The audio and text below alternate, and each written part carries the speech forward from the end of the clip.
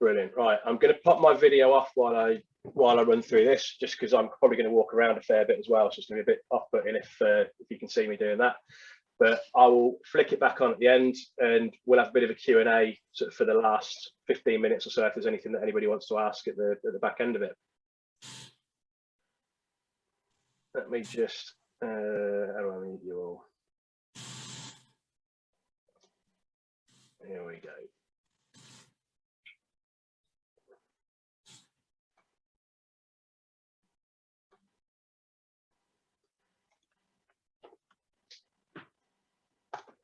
Right, so welcome to my Build a Better Business in 90 Minutes workshop. Before I start, I think everybody on here I'm connected to on LinkedIn and on social, so that's great. But if I'm not, and even if we are actually, if you can just take out your phones, go into your camera app and just hover over the QR code down in the bottom right hand corner, that will open up my link tree, which will take you to my LinkedIn profile, Facebook group, website, my knowledge center, and it just opens up quite a few places that I am online where you can pick up a lot of my content. And it also takes my Google My Business page, so you can leave me a wonderful review off the back of this webinar. So who am I? My name's Adam. I'm an Entrepreneur Circle certified business coach. I've been at managing director level within businesses for the last 12 years and have held senior management positions pretty much since the day I left school, about 20 odd years ago. And the last business that I ran, I took from £250,000 in the red and being told by our accountant that we needed to wind the business up to £1 million net profit in just under 3 years, sorry. And I did this with the help of my business coach, who admittedly I was very reluctant to work with at the beginning, and don't worry, the irony that I am now myself a coach is really not lost on me. But I was working with my coach, and it was when working with him that I realized the power of coaching for business owners with a growth mindset. And from a very early stage in my coaching journey, I decided that eventually I wanted to become a coach so I could help other business owners do what I had done and sort of get out of the day-to-day grind of working in the business, start working on the business, and start to reap the rewards that brings. So why should you care? If you've fallen out of love with your business, or you're feeling trapped in your business and you're just not earning what you think you should be earning, or you're working late into the evenings, or you're working at weekends, doing the admin or sending quotes or scoping your next jobs, dealing with clients, or maybe even doing some of the marketing or advertising because you've got a quiet spell coming up, then this workshop's going to give you some really useful tools that you can implement right now to help you regain that control. I'll teach you how to get more done in less time. I'll help you understand what really matters and what will drive your business forward and what won't. My aim really is to reignite your passion for your business so that you can fall back in love with it, enjoy working in it, and ultimately take it to a place that you stop believing that it's possible to get your business to. Does that sound good to everybody? Sounds good to me. Perfect. I'm just going to let a couple in.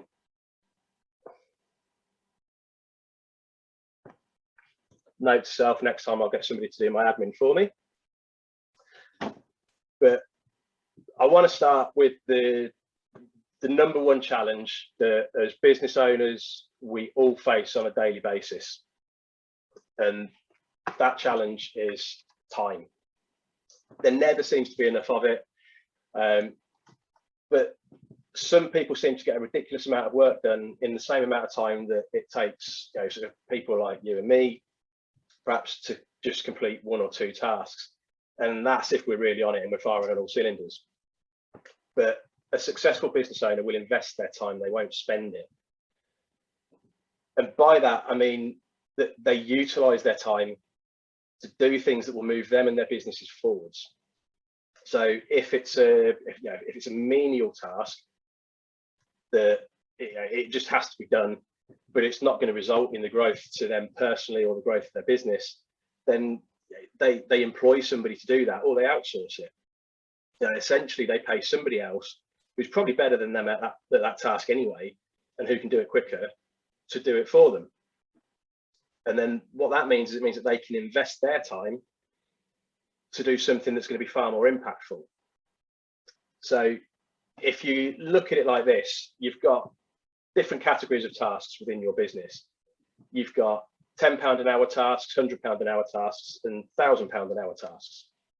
Now, as the business owner, you should be doing the £1,000 an hour tasks. They're the ones that will result in you bringing in new customers to your business and getting them to spend their money with you.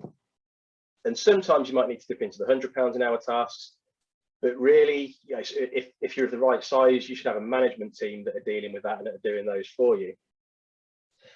The £10 an hour stuff, however, you really, as the business owner, shouldn't ever be having to do that.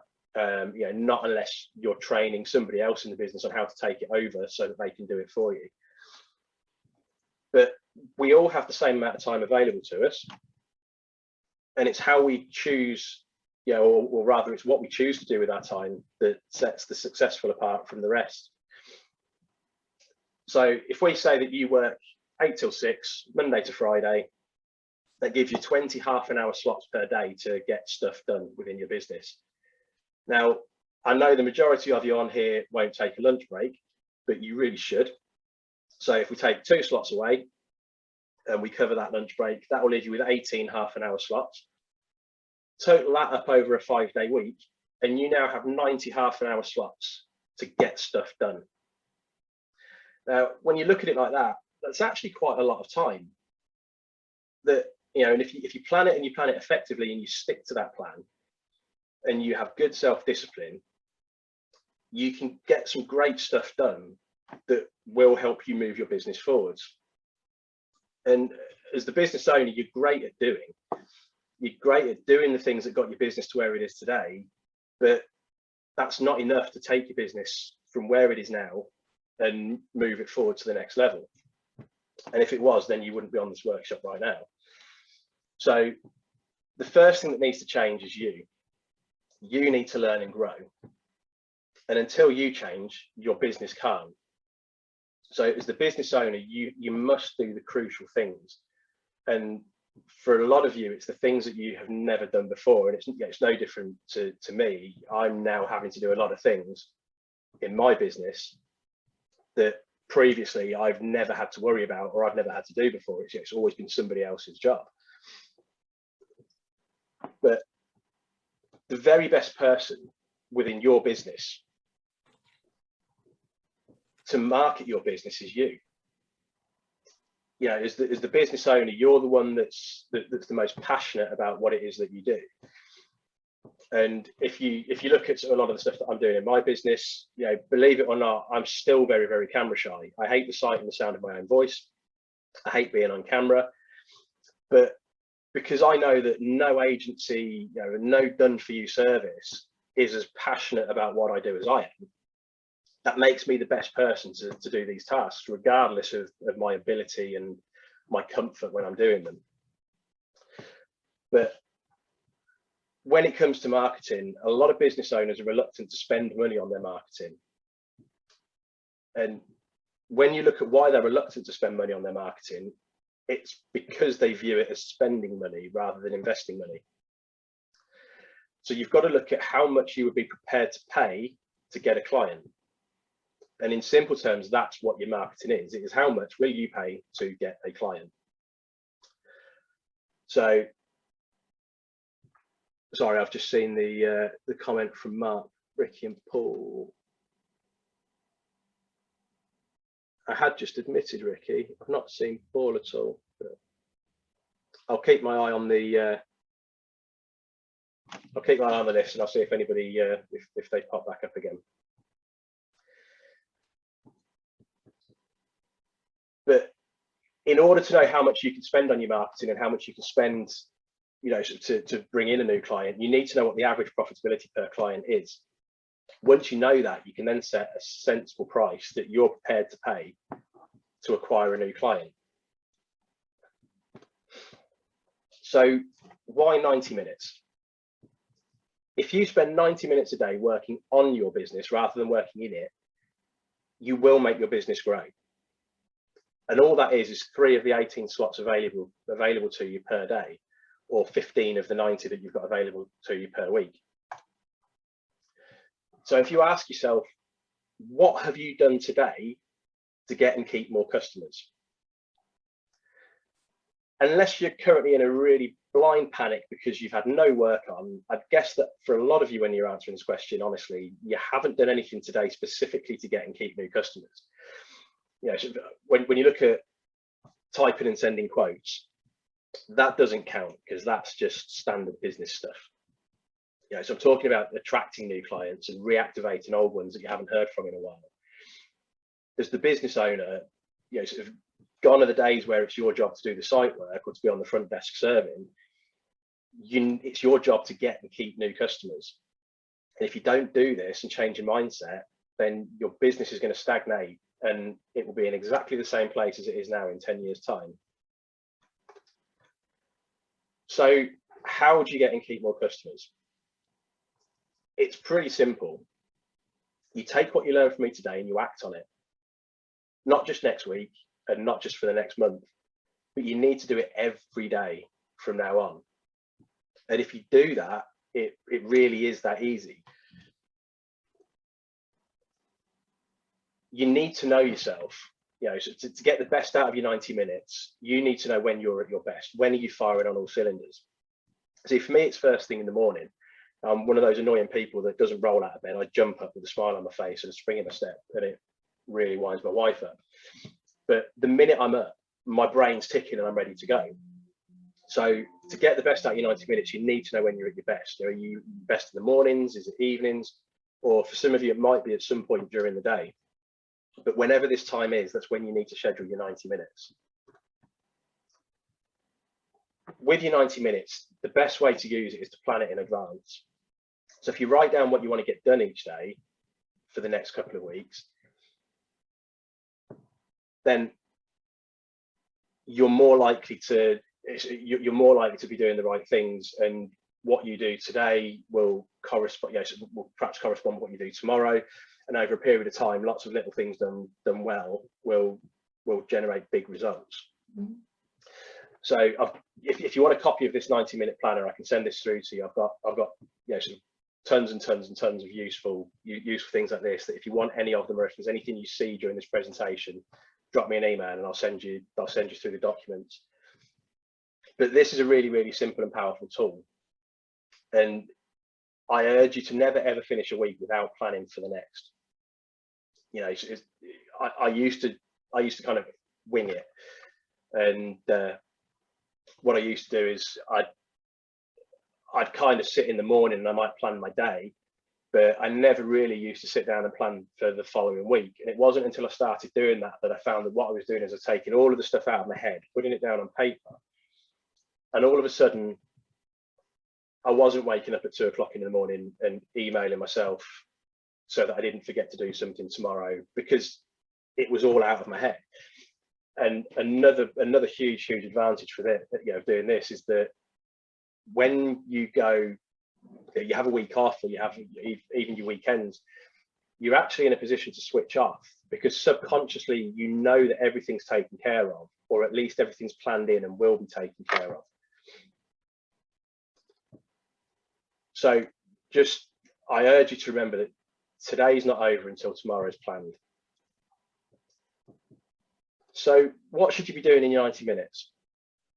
I'm going to cover each of the items on this list in turn, so don't worry about writing them down right now. And I know for a couple of you can't, because you're traveling and you're in cars anyway. So I'll cover these in detail. The recording is going to be available for you, so you can watch it back whenever you like. But if we start at the top, writing to your list. So writing to your list, it could be in the form of emails, it could be newsletters, physical letters, and whatever you're going to do there, you've got to make sure you're keeping in contact with all your current, your prospective, and most importantly, your past clients. When you're getting in touch with them, make sure you're giving them something useful. Just sending them a letter saying, oh hi, I haven't heard from you in a while. That's not enough. it's got to be something that's going to help them. It's got to be something that's going to make them go, oh yeah, right, yeah, I remember them. Yeah, I really must give them a call. Secondly, connect, engage, and message on LinkedIn. LinkedIn is an amazing tool to get yourself in front of literally thousands of prospective clients, as well as keeping in touch with sort of your current clients. There's a few simple steps that you need to follow on LinkedIn. And the first one is to ensure that what you're posting is relevant, and it's relevant to your audience. Contrary to a lot of people's opinions, personal posts are fine on LinkedIn as long as they're relevant to your audience and you don't go mad with them. But a really, really good habit to get into is to make sure that you're properly engaging with other people. So liking people's content is one thing, but liking and commenting on their content is a complete different ballgame. For those of you that aren't aware, there's an algorithm that sits behind social media. So LinkedIn has an algorithm where essentially it changes, but you have kind of a 2-hour window from the point that you put your post onto LinkedIn. You've got 2 hours to get 15 likes and 15 comments as an average.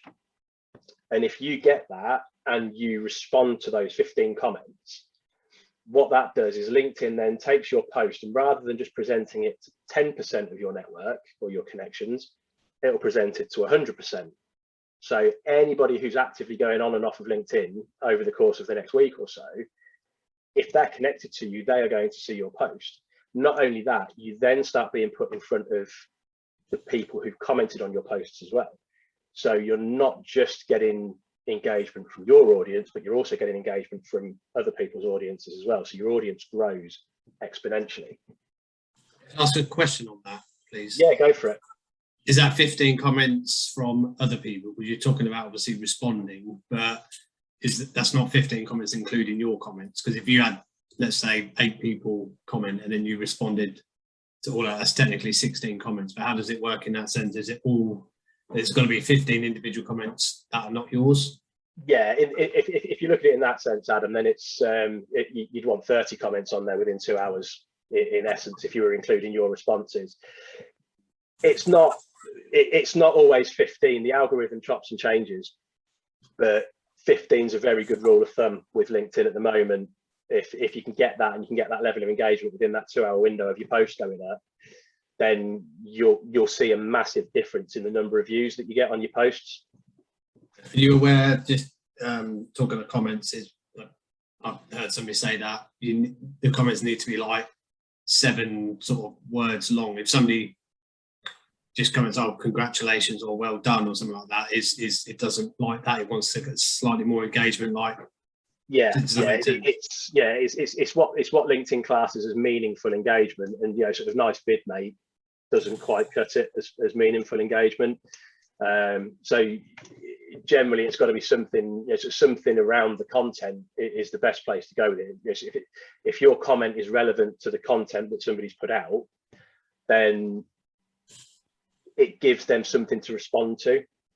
And what that also then does is if you're commenting on somebody else's, say, it then starts to benchmark them as a thought leader within their industry.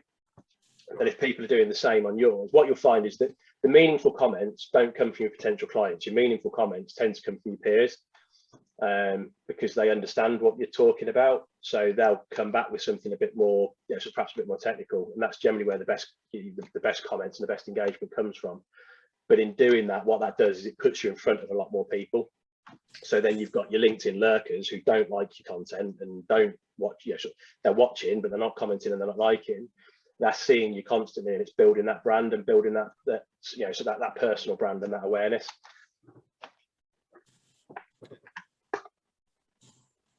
Does that sort of answer it?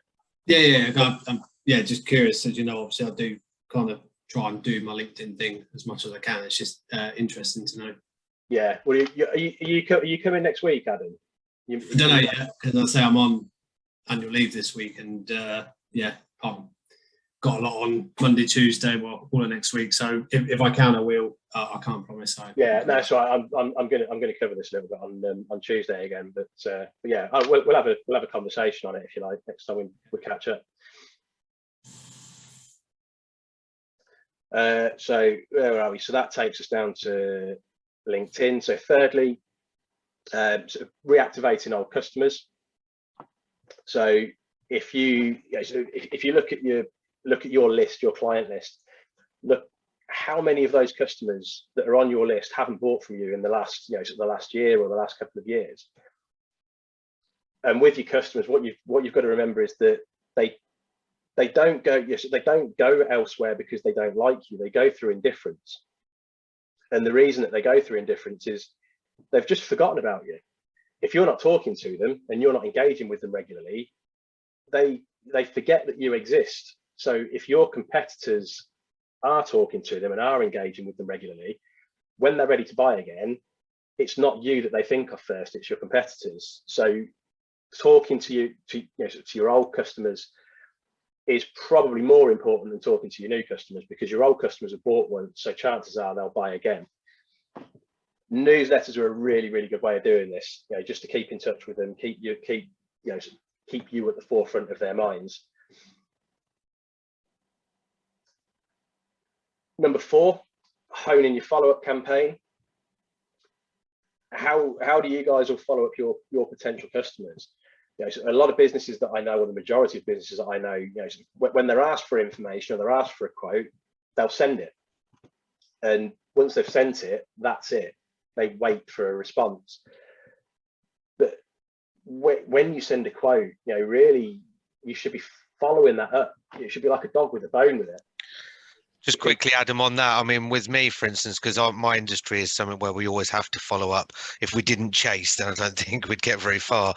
Every single quote I ever send always has a next action date. That next action date is completed or it's moved to another next action date. And it just goes on until it's either dead or it's signed. And that's the only way I think it will work. Yeah, no, brilliant. But it's little things that a lot of small businesses sort of do, is that they'll send their quotes, but then they won't follow up. They'll wait to hear back, and they might follow up if they get really, really desperate for work. They'll pull out all those old quotes. But as standard, the quote should go, and then within 10 minutes, the client should be getting a phone call to make sure they've received it, make sure it's not dropped into their junk box, because for all you know, you've sent it, they've not seen it, they've had other quotes come in, and you're not even in consideration. You could have been the winning quotation in terms of value, but they're just not thinking of you. So that call as well, you rapport build more and everything else, so it just puts you ahead of some of the other people that haven't done that. Yeah, no, absolutely, and it gives you an opportunity to ask, actually ask where you sit. Have they got any feedback on your quote, and whether you win it or you don't win it, the feedback's critical to you then knowing what to do next time, and honing your offer. Whether it's that your pricing's slightly out, or whether it's that you're not building the value enough for the client. So something that I know you guys are great at, Mark, is building that value behind your quotes, and and that's something that people can learn from. But a lot of people just say, well, they ask for a price, I've given them the price, they'll either come back or they won't, and they leave it there. So you've sort of, on top of your follow-up campaign, you've then got your one-off follow-ups. So one-off follow-ups, again, you can use things like newsletters, but a great way of using your one-off follow-ups, if you look at anything that's topical, so this year's been a brilliant year for it, because you've had the Olympics, the Euros, obviously you get Wimbledon every year, but there's been the British and Irish Lions tour. And then you've got this, again, you've got other events that happen year in, year out. So Christmas, Easter, Pancake Day. Use those as an opportunity to just go out to your clients and say hello. It's easy to put something together, something a little bit quirky, or you can use things like the Olympics and the Euros, and you can perhaps put a bit of a message behind it that you can relate back to the business, or the problem that you solve for your clients, or the pain that you take away for your clients.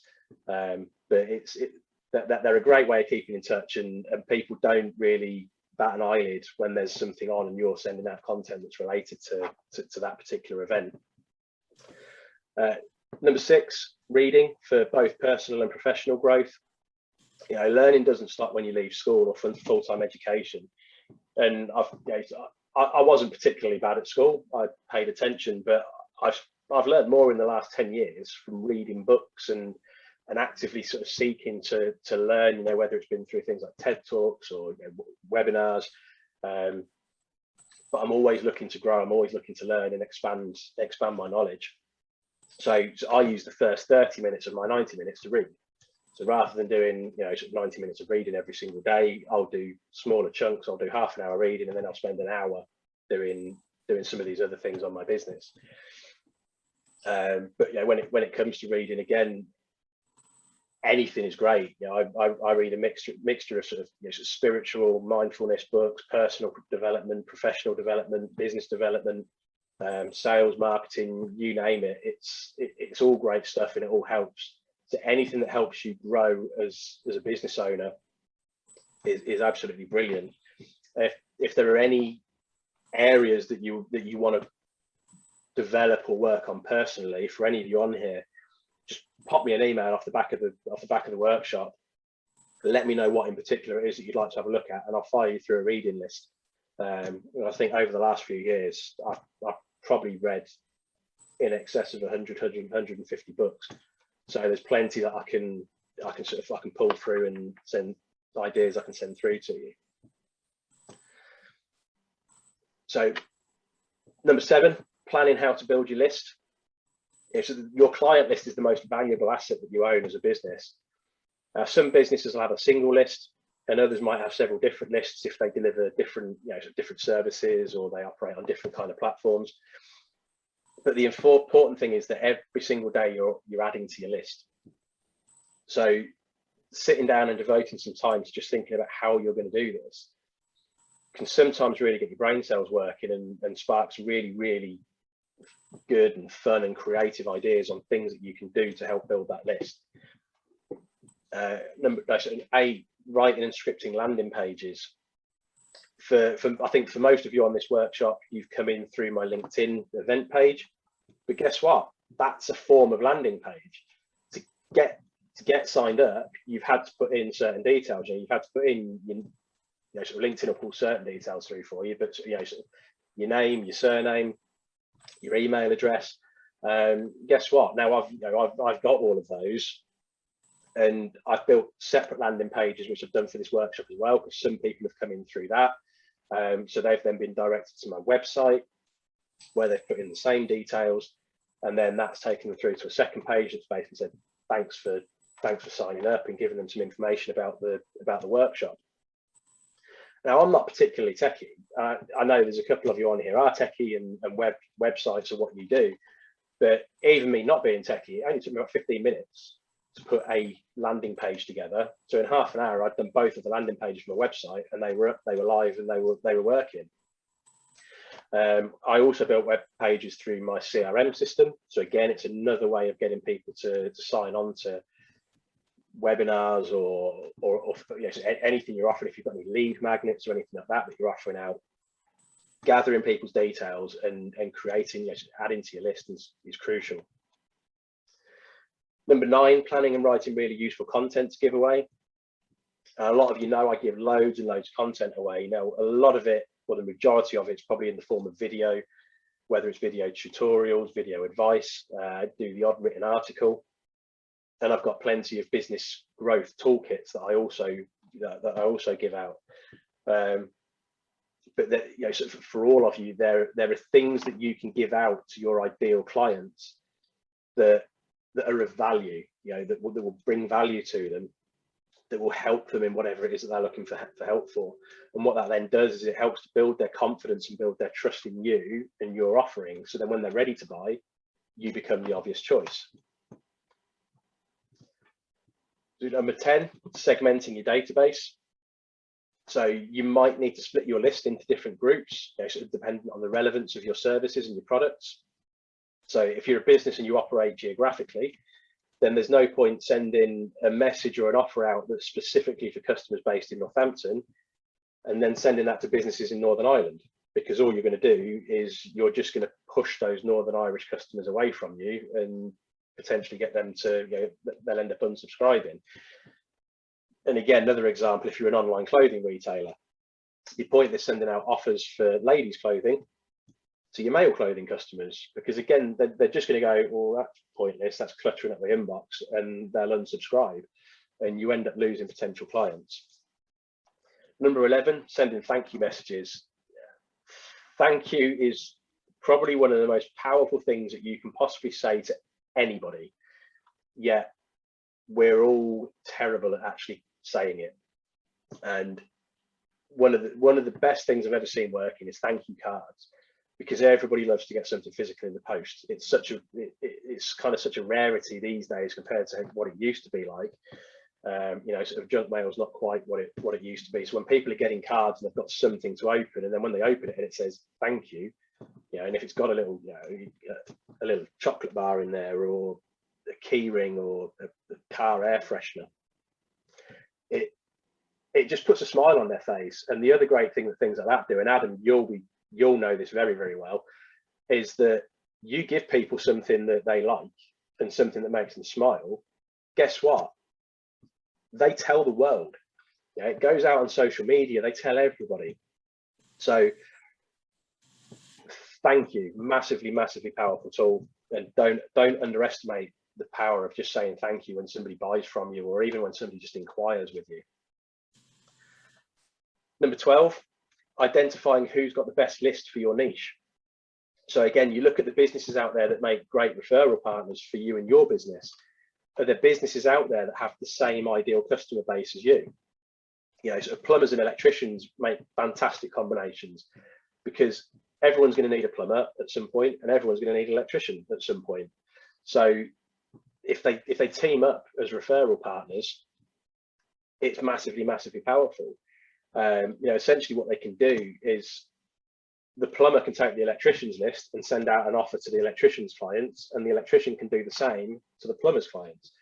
And all of a sudden, they've almost doubled the base of clients, or the potential base of clients and people that they can talk to and that they can advertise to, and they can get to come and buy from them.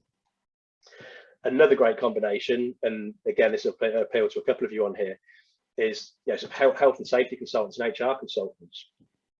All small businesses that have employees are likely to need your services. So the health and safety consultants client list and the HR consultants client list, guess what? They're a really good match for each other. So during your 90 minutes, ask yourself, what are the services that all of my clients need? And you can then set about trying to find the right referral partners for you and your business. And, you know, make sure it's a relevant fit.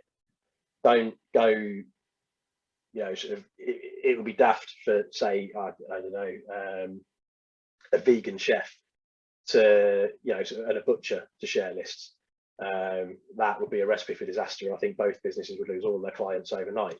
So you've got to be careful, and it's got to be relevant. But there are businesses out there that, you know, sort of where your lists are a perfect fit with one another. 13, headline creation. Headlines are what get people interested in your content and your offers, and that's what gets people to click and open your emails.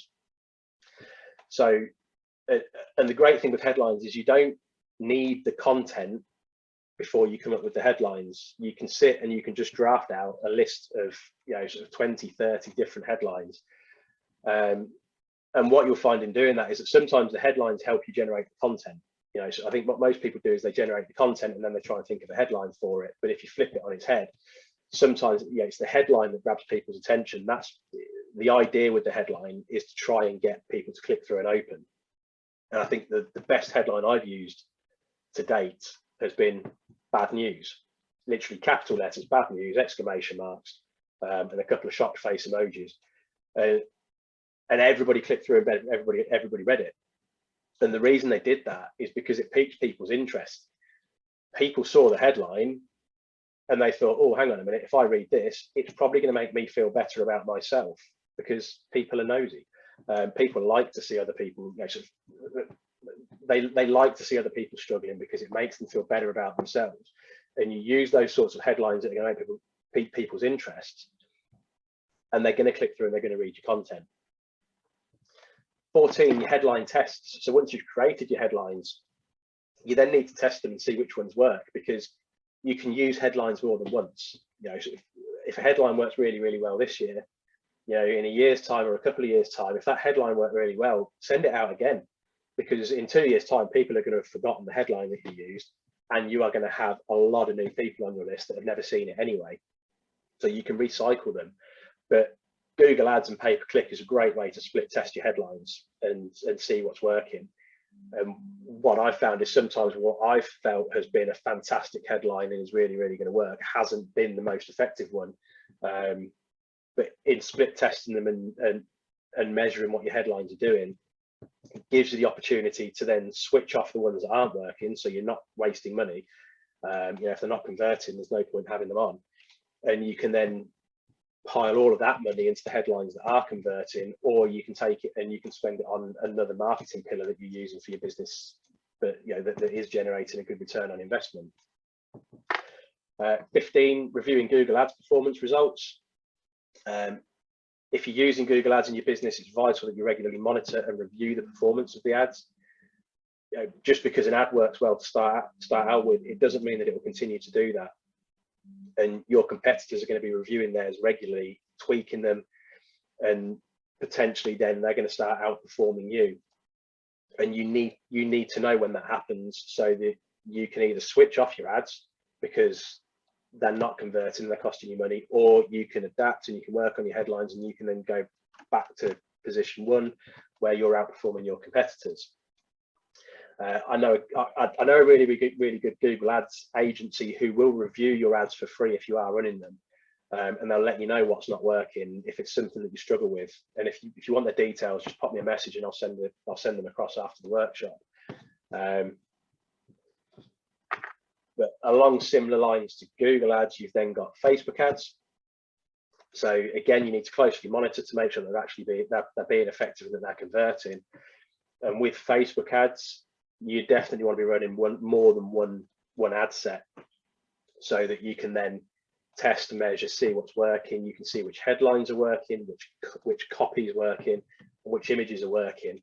And if you've got one headline, one set of copy, and one image that are outperforming everything else, you put those together, and you've got dynamite of, you know, sort of in terms of marketing material, and it'll blow the competition out of the water, and you'll have amazing return on investment from it. 17, planning and scripting sales webinars. So guess what, guys?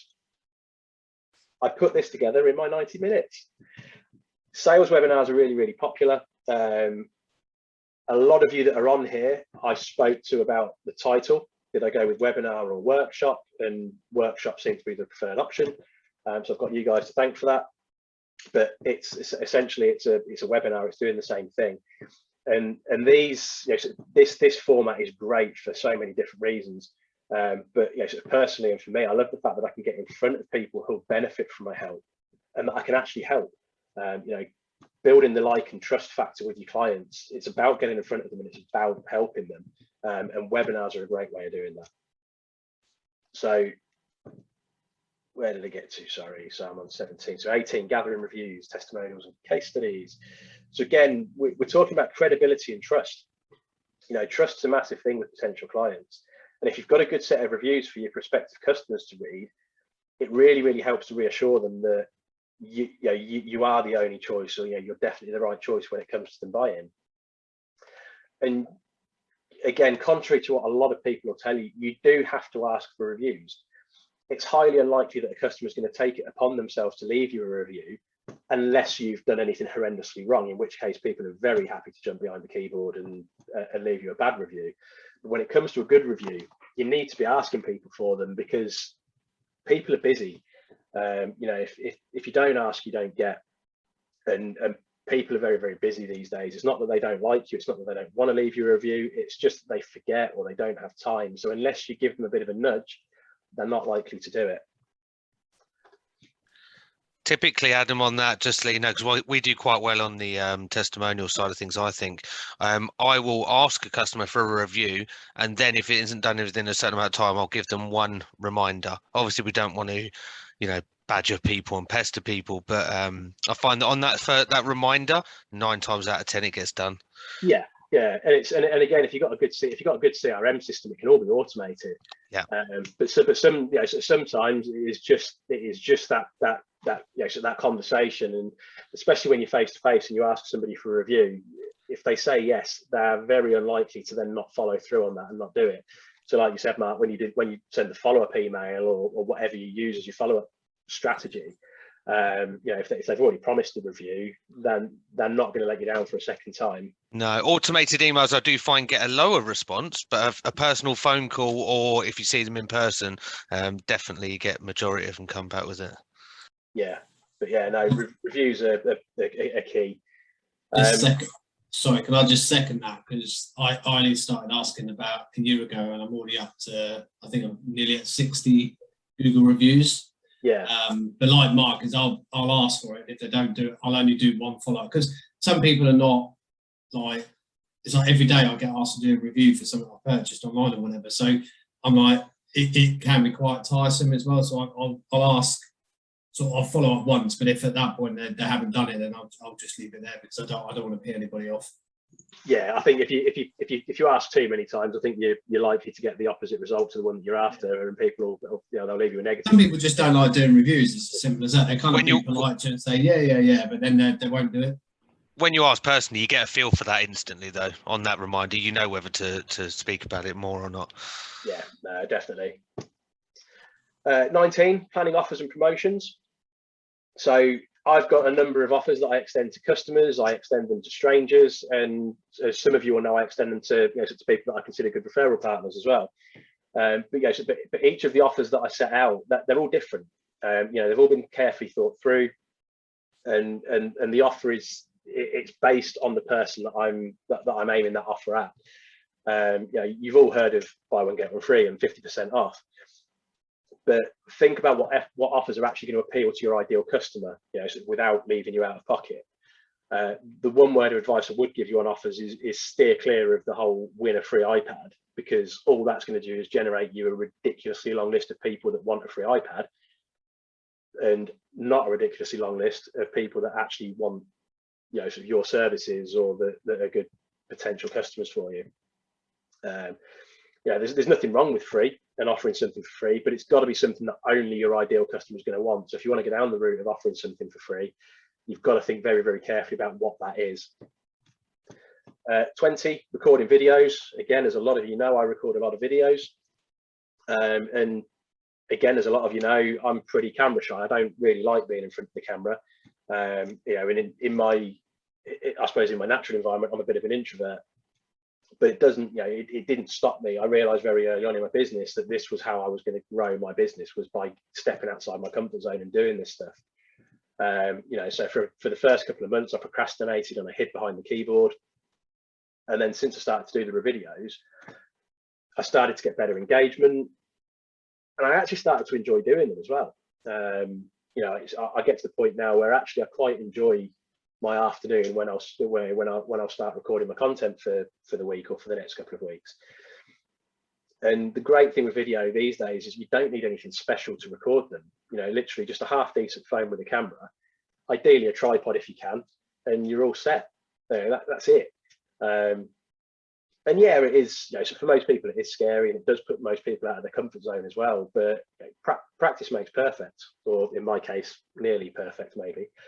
But those videos are a great way to get your face and your personality in front of your potential customers, and you can start to build that know, like, and trust with them before you even meet them. And you know, and if you do that, when you do eventually meet, they feel like they know you already, and invariably then the meeting ends up going exactly the way you want as a result of that. You know, and another good thing with video is that Google loves video, so you get some on your website, and your site starts to move up the rankings, so you start getting better organic traffic as well through having video on your site. But yeah, if you want a really, really good professional video done, I do know a good company that do them, and you know, I've not used them personally, but I've had a lot of feedback on them where they've recorded videos, and the businesses they've done them for, they've been in front of the camera, but they haven't felt like they were in front of the camera. So it was it was a completely different experience to how they were expecting it to be, and they actually quite enjoyed it. And the videos they're really professionally put together as well. So if you want to know more, pop me an email and I'll send you their details. So 21, mapping out launch campaigns or products, sort of new product campaigns.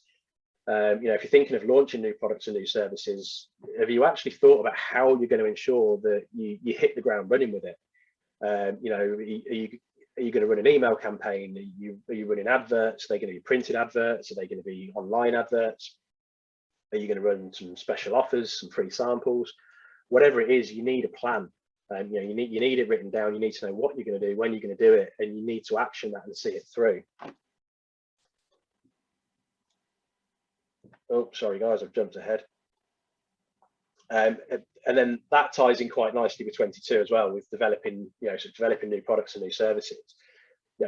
As your market and your customers change, are you adapting to meet their changing needs?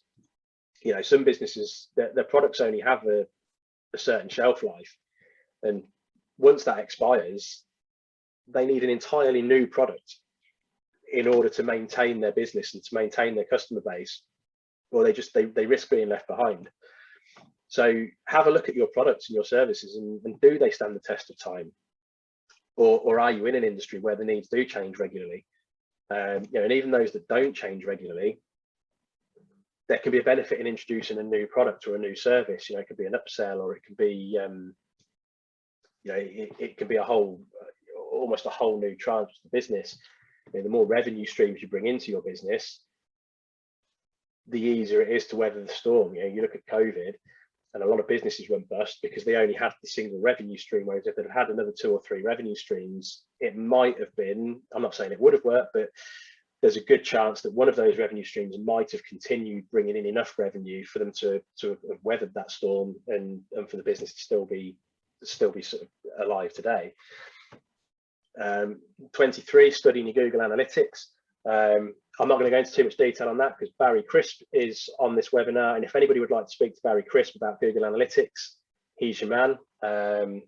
He knows his Google Analytics inside and out. But if you've got a Google My Business account and you've got it set up properly, then you need to regularly review the analytics section to see how much web traffic you're actually generating through your Google My Business listing. And if you haven't got a listing, please speak to me. I will send you a checklist to help you get your listing set up.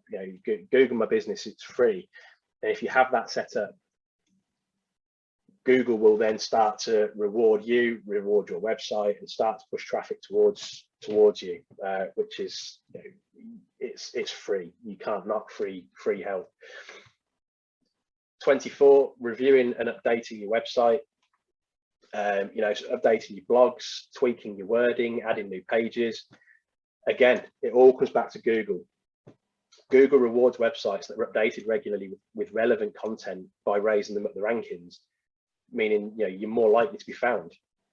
If there's one thing that Google likes, it's to answer people's questions. You've heard the phrase Google it when somebody asks you something, and Google's sole purpose is to answer people's questions. So if you've got the answers to people's questions on your website, guess where Google's going to send them? They're going to send them to your site. And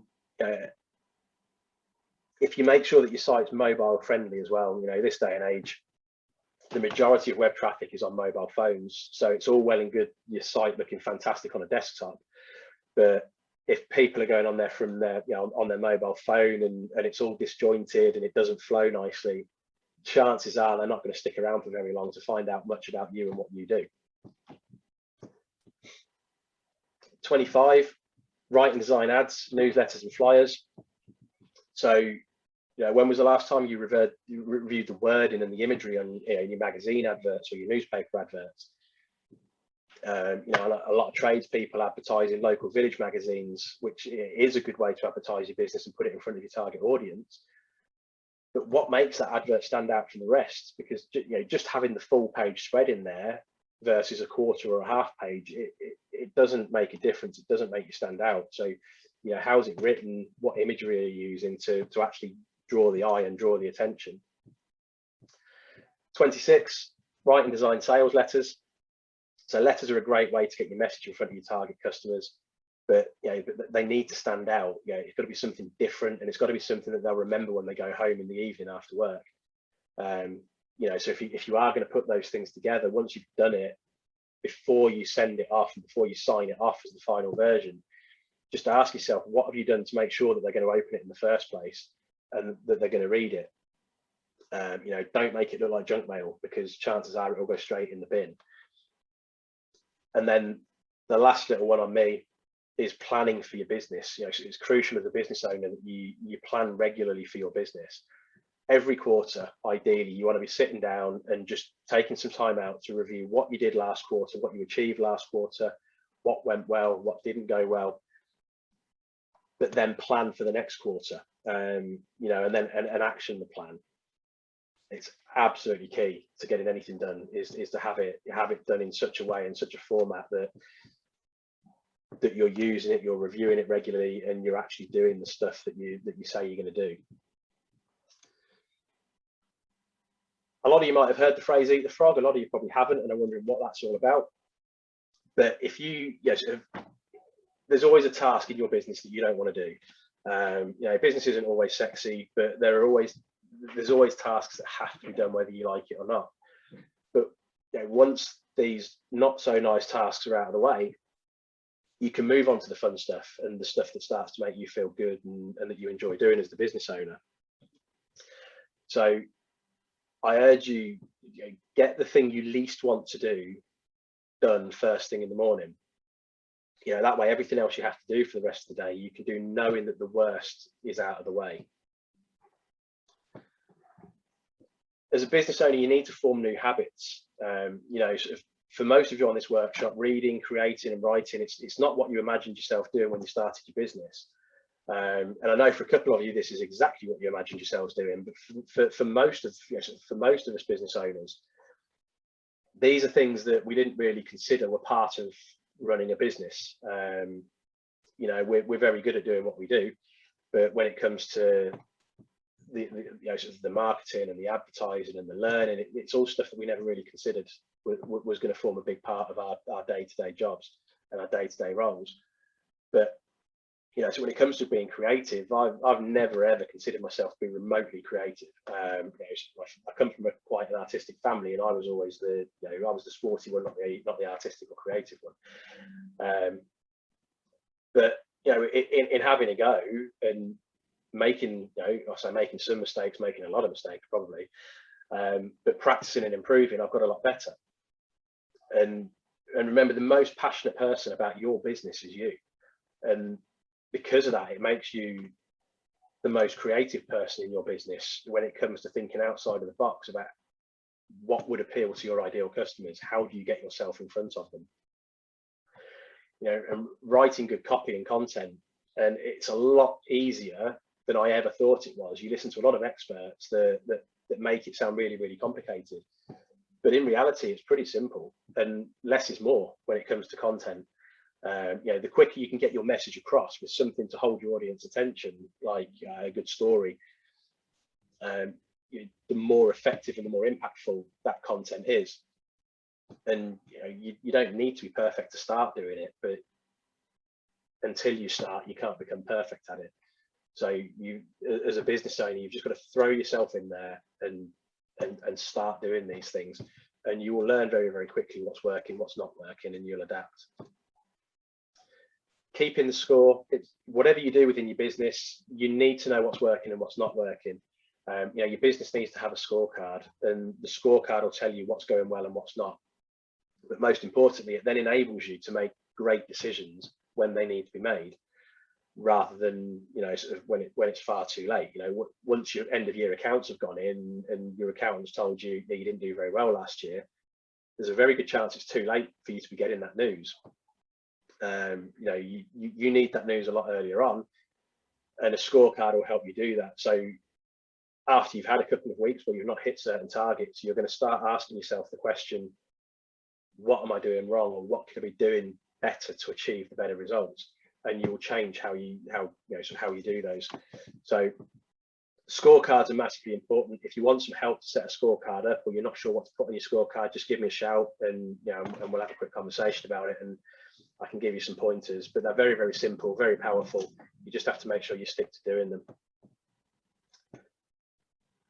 So what are the key learnings from the workshop? For me, the key takeaways are going to be, that 90 minutes spent daily working on your business, it will make your business grow. It will move you forwards. Plan and manage your time. Remember that today's not over until tomorrow's planned. Eat the frog. Start your day with the task you least want to do. At least that way you don't spend the rest of the day dreading that task that you keep putting off and off and off and off and off. And when you put it off till tomorrow, you go home and you worry about it, and it ruins your home life and your life outside of work as well. So eat the frog, get it done early, and move on. But most importantly, you're the face of your business. You're the business owner, and nobody has that same level of passion for your business that you do. So don't be afraid to sort of put your head above the parapet and become the face of your business, because that's going to generate you far better results than you hiding and getting your team to be the face for you. So I do have an offer off the back of the webinar, as all good webinars do. And the offer is for anybody who wants to take me up on it, is that I'm offering 3 one-to-one coaching places at 20% off for the first 3 months, including 20% off the setup fee. So that's a saving of £360 for the first 3 months coaching. And the offer's open until next Friday for anybody who wants to take it. If you want to take me up on the offer, just pop me an email with the code EVOLVE20 in it. My email address is there. You've all got my email address because you've had emails from me over the last week anyway with the webinar details. So just hit reply and just stick EVOLVE20 in the body of the text, and we'll have a conversation. That's basically it from me. Just a couple of things before I open up the forum to questions and answers.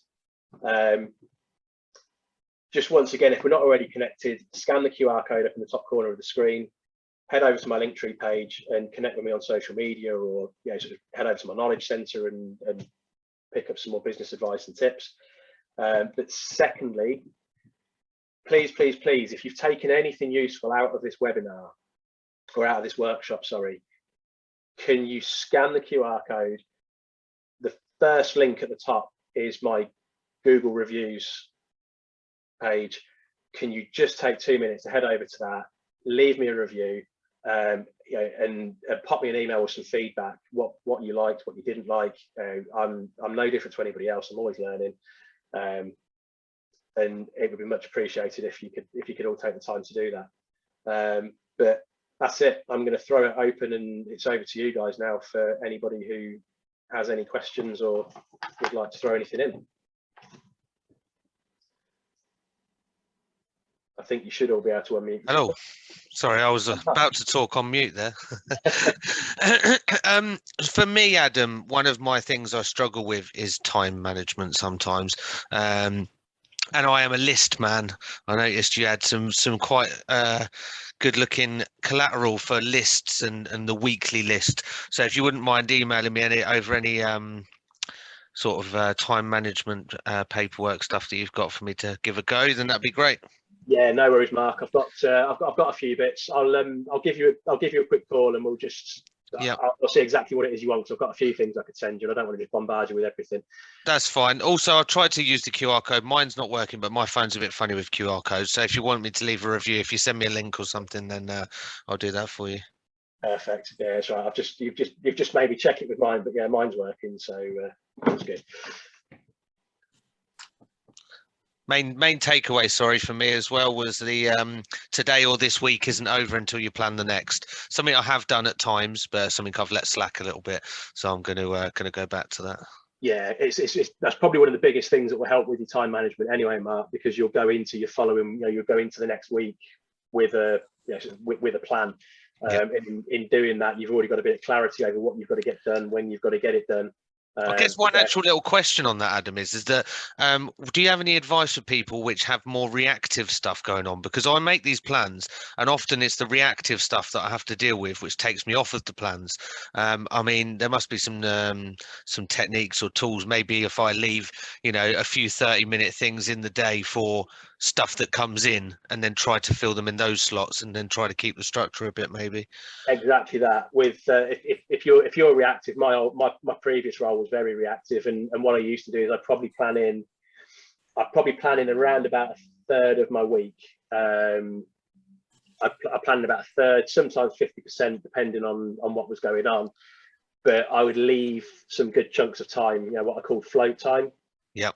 So that I had that buffer, so that if I didn't get something done exactly when I wanted to do it, because something had happened, I had a slot I could move it into. You know, and it's avoiding planning.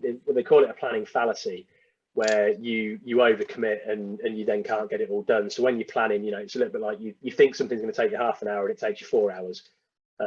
It's what you call a planning fallacy. But as you start to plan your time, you'll get better at it, and you'll start to take more notice of how long certain tasks take. And as you get to grips with that, your planning and your time management will get a lot better.